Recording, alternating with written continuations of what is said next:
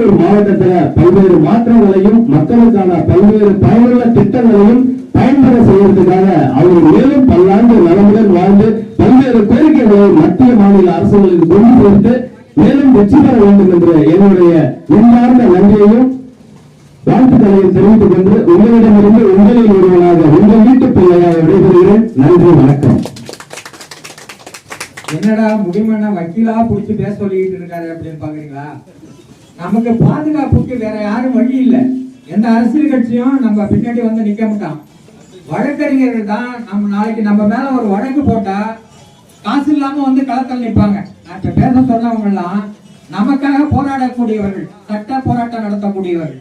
அதற்காக தான் அவங்களுக்கு முன்னுரிமை கொடுத்து நீங்க எதற்கும் பயப்பட வேண்டிய அவசியமோ தேவையோ இல்லை என்பதை வலியுறுத்துவதற்காகத்தான் வழக்கறிஞர்கள் பேச வைத்துக் கொண்டிருக்கிறேன். அடுத்தபடியாக நம்ம ஊரை சேர்ந்த